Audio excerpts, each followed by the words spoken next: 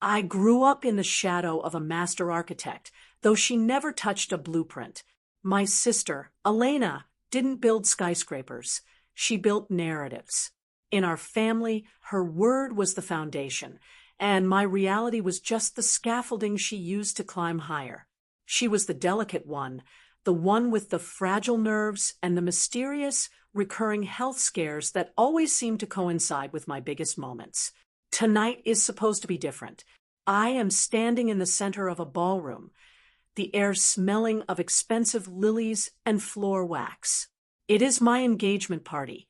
I've spent 3 years building a life with Mark, a man who actually sees me. For the first time in 28 years, the spotlight is mine. I'm wearing a silk dress the color of champagne, and the ring on my finger catches the light every time I reach for a glass. I look across the room and see my parents. They are smiling, but their eyes are constantly darting toward the entrance. They aren't looking for more guests.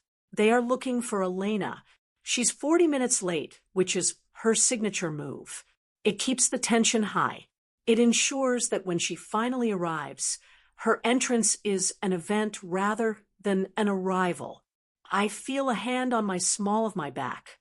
Mark leans in, his voice a warm anchor in the sea of my anxiety. "You look breathtaking," he whispers. "Stop looking at the door. Tonight is about us." I want to believe him. I want to sink into the joy of the music and the laughter of our friends. I want to be the version of myself that isn't waiting for the floor to drop out. Then, the heavy oak doors at the back of the hall swing open. The room doesn't go silent, but the energy shifts. I see my mother's posture straighten instantly. My father drops his conversation mid-sentence. Elena isn't wearing the navy blue dress we agreed on to keep the bridal party theme cohesive. She's in a gown of shimmering, ethereal white, a choice so calculated it feels like a physical blow to the chest. She isn't walking. She's floating, her face pale, one hand clutching her chest. She looks like a Victorian ghost. She doesn't come to find me. She doesn't congratulate the couple of honor. Instead, she collapses into the nearest chair, gasping for air as if the very atmosphere of my happiness is toxic to her lungs. I watch as the circle of guests around me begins to fracture. One person moves toward her, then another. My mother is already running, her heels clicking frantically against the marble. The focus of the room, which I had fought so hard to claim, is being sucked away like water down a drain. That was the moment everything changed. I realized then that Elena wasn't just competitive. She was a thief. And tonight, she was planning to steal my entire future. The scene is chaotic within seconds. My mother is kneeling at Elena's feet, rubbing her hands, while my father calls out for someone to bring water. The music is still playing, some upbeat jazz track, but it sounds mocking now. I stand frozen, the champagne in my glass suddenly tasting like vinegar. I look at Mark, and I see the pity in his eyes. Not for Elena, but for me. He knows the pattern. He's heard the stories, but seeing the machinery of her manipulation in person is different. She's having another episode. My mother wails, her voice cutting through the ambient noise. Someone help her. Elena, honey, look at me. Breathe. Elena's eyes are fluttering.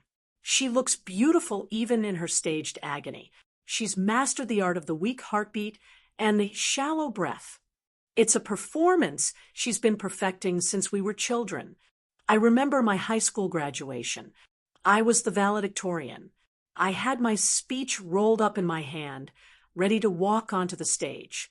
Just as the principal called my name, Elena fainted in the front row.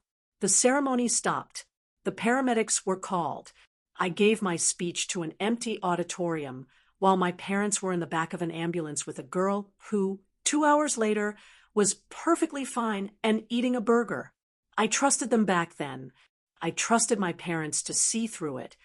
And I trusted Elena to eventually grow out of her need for constant validation. I felt invisible for years, convinced that maybe I was just the strong one who didn't need the attention. I told myself that being the reliable daughter was its own reward. But as I watch my mother unbutton the top of Elena's dress to help her breathe, the lie disintegrates. Is she okay? A guest asks, leaning away from me. The circle around me has completely evaporated.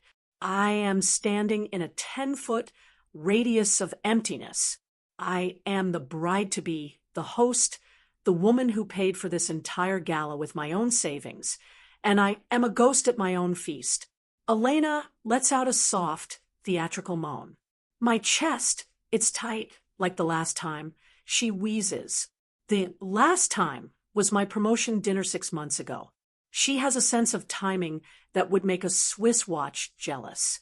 My father turns to me, his face etched with a familiar, demanding guilt. Claire, call 911. Now, don't just stand there. I don't move. I don't reach for my phone. I just look at Elena. I see the tiny, almost imperceptible twitch of her lip, the beginning of a smirk that she can't quite hide because she thinks she's already won. She thinks I wouldn't fight back. She thinks I'll play the role of the worried sister for the 1000th time, sacrificing my night to maintain the family peace. The betrayal isn't just in her faking it. The betrayal is in the collective agreement of my family to let her do it. They know, deep down, in the places they don't talk about, my parents know she's lying. But it's easier to indulge her than to face the monster they've created. They would rather ruin my life than hurt her feelings. Claire, my father barks again, his voice echoing. People are starting to whisper. They aren't talking about the engagement anymore. They're talking about poor Elena and the stress of the wedding. I feel a cold, sharp clarity wash over me. It's a terrifying sensation, like ice water in the veins. If I don't stop this now, I will be secondary for the rest of my life. I take a step forward. The crowd parts for me, thinking I'm finally rushing to her side. I see Elena's eyes track my movement. She's waiting for me to kneel. She's waiting for the submission. Instead, I stop 3 feet away. I look down at her, white dress, a dress she bought specifically to outshine mine, and I feel the last thread of my patience snap. The room is suffocatingly quiet now, save for Elena's forced, rhythmic gasping. My mother looks up at me, her eyes pleading. Claire, do something. She's turning blue. Elena isn't turning blue. She has a healthy, rosy glow from the expensive bronzer she applied before coming here to ruin my life. I can see the shimmer of it on her collarbone. She's fine, Mom. I say. My voice is flat. It's not loud, but in the silence of the ballroom, it carries like a gunshot. The gasping stops for a fraction of a second, then resumes with more intensity. My father stands up, his face reddening. How can you be so heartless? Your sister is having a medical emergency. Have you no shame? He looks at the guests, seeking a jury. She's always been jealous of Elena's sensitivity. The irony is so thick I can almost taste it. Jealous of her sensitivity, I've spent my life being the shock absorber for her tantrums. I've spent my life being the stable one, so they could focus all their emotional resources on her bottomless pit of need. I feel the weight of every missed birthday, every canceled celebration, and every Claire, not now, Elena needs us moment. She's not having an emergency. I say, louder this time. I look directly at Elena. Elena, stand up. You're embarrassing yourself. And you're wearing white to my engagement party. We all see it. Elena's eyes fly open. She doesn't look sick. She looks lethal. But then she remembers her role. She lets out a jagged cry and clutches her throat. I can't breathe. She rasps. She slumps further into the chair, her head lolling back. My mother starts to sob, clutching Elena's hand to her cheek. The guests are looking at me with horror. I can hear the murmurs. Cold, calculating, unstable. They think I'm the villain. They think I'm attacking a dying woman. The gaslighting is so complete that for a second I actually doubt myself. I wonder if I'm wrong. I wonder if this is the one time she's actually sick. Then I see it. Tucked into the side of her clutch, which is sitting open on the chair next to her, is a small, clear vial. It's an onion-based irritant used by actors to induce tears and redness. Beside it is a digital pulse oximeter she's been hiding in her palm. I see her thumb surreptitiously press the button to reset the reading before sliding it back into the folds of her dress. She isn't just faking it. She's equipped for it. This was a premeditated strike. She didn't just decide to feel faint. She planned a production. She brought props. This realization hits me like a physical weight. My own sister sat in her room, packed a kit to fake a heart attack, and drove here with the express intent of destroying the happiest day of my life. "Get out," my father says to me. He says it quietly, but the venom is unmistakable. If you can't show compassion for your sister, you don't belong in this family. Go home, Claire. My heart breaks. It doesn't shatter, it just goes cold. My own father is kicking me out of my own party, a party I paid for, because I won't bow down to a lie. I look at Mark. He's standing behind me, his jaw set. He takes my hand, and his grip is firm. He's the only thing keeping me from collapsing into the same heap of misery Elena is pretending to be. "We're not going anywhere," Mark says, his voice booming through the hall. But Elena is, because Claire is right. This is a show, and the curtains are coming down. Elena's seizure, or whatever she was transitioning into, stops instantly. She looks at Mark with a mask of pure, unadulterated hatred. The dying girl has vanished, replaced by a predator who realized the prey has teeth. But she's committed now. She lets out one last theatrical whimper and passes out completely, her head falling onto our mother's shoulder. I look at the vial in her bag. I look at the pulse oximeter. I realize that words won't be enough. My parents are too far gone. The guests are too easily swayed by the spectacle. To win this, I have to be as calculated as she is. I have to use her own tools against her. I need proof, and I know exactly where to find it. I walk away from the huddle.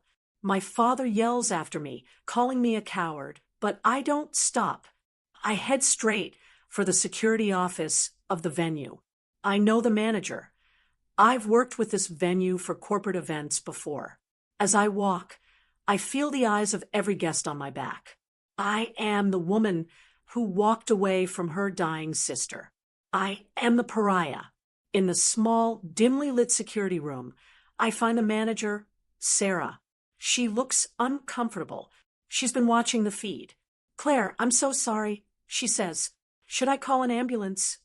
"No," I say, my voice steady. "I want you to rewind the footage from the parking lot. 20 minutes before Elena walked in. I want to see her in her car." Sarah hesitates, then nods.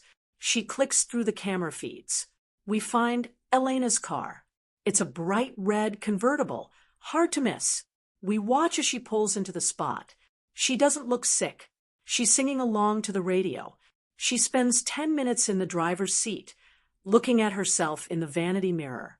I watch on the grainy screen as my sister applies her sick makeup. I watch her take out the onion vial and test it on her eyes until they turn red. I watch her practice her gasping in the rearview mirror, adjusting her hair, so she looks tragically beautiful. And then the smoking gun. She takes a phone call. She's laughing. She's gesturing wildly, looking perfectly healthy, probably telling a friend how she's about to shut Claire down. Then she checks her watch. She waits for the exact moment of the toast. She steps out of the car, instantly slumping her shoulders, adopting the gait of a woman on her last legs, and begins her walk toward the ballroom. "Can you put this on the big screens in the ballroom?" I ask. My heart is pounding so hard I can hear it in my ears. This is the point of no return. If I do this, I lose my sister forever. I lose the family I thought I had. Claire, That's pretty extreme, Sarah says, though she's staring at the screen in disgust. She's stealing my life. Sarah. She's been doing it for 20 years. I'm just taking it back. Sarah looks at me for a long beat, then nods. Give me 2 minutes to patch the feed into the AV system. I walk back into the ballroom. The atmosphere is heavy. The emergency has reached a fever pitch. A doctor, one of our guests, is leaning over Elena, looking confused. Her vitals seem surprisingly stable, he says, sounding perplexed. My father is arguing with him, insisting she needs a hospital. I stand in front of the podium. The microphone's still live. I tap it. The sound rings out like a bell. Everyone turns. My mother looks at me with pure disgust. Haven't you done enough? Leave us alone. I have a gift for Elena, I say into the mic, since she loves being the center of attention. So much, I thought we should all see the preparation that goes into her performances. She's truly a dedicated artist. I point to the 2 massive projector screens on either side of the stage. The images flicker to life. The room goes silent. It's not the awkward silence from before. It's the silence of a vacuum. On the screens, 30 feet wide, is Elena in her car. She's currently on screen using the onion vial, her face twisted in a comical grimace as she forces her eyes to water. Then the footage jumps to her laughing on the phone, looking vibrant and full of life, before showing her transforming into the dying waif who staggered through the doors. I watch my father's face. The red flush of anger drains away, replaced by a sickly, gray realization. I watch my mother. She lets go of Elena's hand, as if it suddenly turned into a snake. Elena, sensing the shift in the room's energy, opens her eyes. She looks at the screen. She sees herself. She sees the heart attack kit on the passenger seat. She sees her own mocking laughter captured in high definition. The silence is broken by a single, sharp laugh from the back of the room. Then another. The tragedy has turned into a farce. The guests, who were feeling guilty and concerned, now feel like fools. And there is nothing people hate more than being made to feel like fools. Elena leaps up from the chair. The weakness is gone.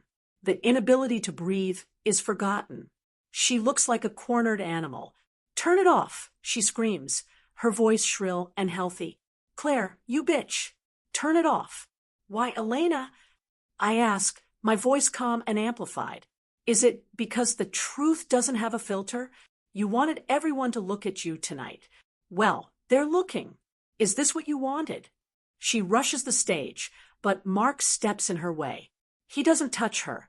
He just stands there, a solid wall of reality. She stops, panting, her white dress now stained with the water my father had spilled on it. She looks small, not fragile, small, but insignificant small. My father walks toward her. For the first time in my life, he isn't looking at her with worry. He's looking at her with a profound, weary shame. Elena, he says, and his voice breaks. How could you? We almost called the paramedics. Your mother was terrified. She was trying to ruin my night. Elena shrieks, pointing at me. She thinks she's so much better than me, with her wedding and her money. I just wanted you to care about me, for once. We always care about you, my mother cries out, standing up. She looks aged, the illusions of decades crumbling in a single moment. We've given you everything. We've ignored Claire for years because we thought you were the one who needed us. And you used that. You used our love to play a game. The room is a theater of the absurd now. Elena realizes she's lost the narrative. She tries one last tactic. She drops to her knees and starts to sob, real tears this time, the ugly, messy kind. I'm sick. I am. I'm sick in the head. You have to help me. No, I say, stepping down from the stage. I walk right up to her. I don't feel the anger anymore. I just feel an immense, liberating emptiness. You're not sick, Elena. You're just selfish. And we're done being your audience. I look at my parents. They are looking at me, perhaps for the first time, as a person rather than a provider or a background character. I see the apology forming on my father's lips. I see the regret in my mother's eyes. They want to come to me now. They want to bridge the gap. But I realize as I stand there in my champagne dress that the gap is too wide. They allowed this. They fed the monster. They let my sister fake an emergency at my engagement party because it was easier than holding her accountable. They chose the lie for 28 years. I don't want their apologies because their apologies are just another way to keep me tethered to their drama. The party is over. I announced to the room. Thank you all for coming. Please take the flowers. Take the food. I'm going to go start my life now. I turn to Mark. Let's go. What about the cake? He asks, a small, sad smile on his face. Leave it for Elena, I say. She's going to need the sugar for her next performance. We walk out of the ballroom. I don't look back at the screaming match that is surely breaking out between my parents and my sister. I don't look back at the ruins of the event I spent months planning. As we hit the cool night air of the parking lot, I feel a weight lift off my shoulders that I didn't even know I was carrying. My phone starts blowing up in my clutch. Texts from my mother. Claire, please come back. We need to talk. Elena is hysterical. Text from my father. I'm so sorry, honey. We didn't know. I stop, take the phone out, and do something I should have done a decade ago. I block them. All of them. Mark starts the car. The engine purrs, a steady, honest sound. We drive away from the lights of the venue, away from the lily-scented lies and the white dresses and the staged tragedies. I realize that I don't have a family anymore, not in the traditional sense. But I have my dignity. I have my future. And for the first time, I have the truth. The road stretches out ahead of us, dark and full of possibility. I lean my head back against the seat and close my eyes. The silence in the car is the most beautiful thing I've ever heard. It's the sound of a story finally ending, so a real one can begin. Sometimes losing your family is the price of finding yourself.